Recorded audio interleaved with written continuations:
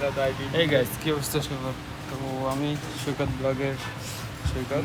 তো সাথে আছে আমাদের ভালো হইছে। আপনাদের কার সাথে আসলে বিশেষ করে সিরিয়াস আর আছে সরেন বিশেষ করে ইয়েতে আছে। তো আপন দাদা আসলে সিরিয়ালের জন্য খুবই কান্নাকাটি করতেছে। তো কি করার আর আপন দাদা দেখুন এখন কার সাথে কথা বলতেছে।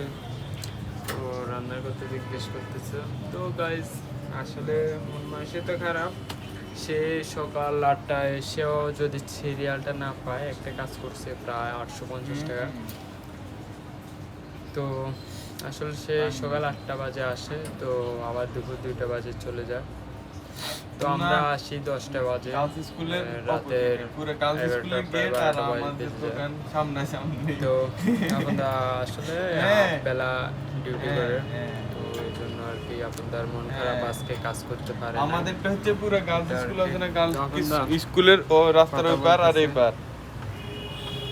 আমাদের এর দোকান মদানি খালি এনে হচ্ছেন মিস্টার মকলেশ এই ভাই। দেখ কেন আগে দেবা ওটা তো ছুটি তো মনে করে এক গ্রুপ আমাদের সব আমার বাড়ির সামনে আগে তো কাম আছে আমি তা গেলে এবারে দিল্লি করলে তারপর তো দাদা মেয়ে ফোটানোর জন্য হ্যাঁ? কিছু বলতেছে আমাদের। হ্যাঁ তো মেয়েরা বল না না মেয়েরা- কেন দেখবে না কি হ্যাঁ, সারা দিন দাদাকে দোকানে বলে থাকি ক্লাসে নাই, এভাবে বাথরুম টোকা দেয়। থাকি ধরুন তো নাই সারা দিন এগুলো কাম টাম বলতেছে করি আর কি, না। আর কি, মানে আর ফটাবার ফাটাবার কই জন্য। গিয়েছে মন চাই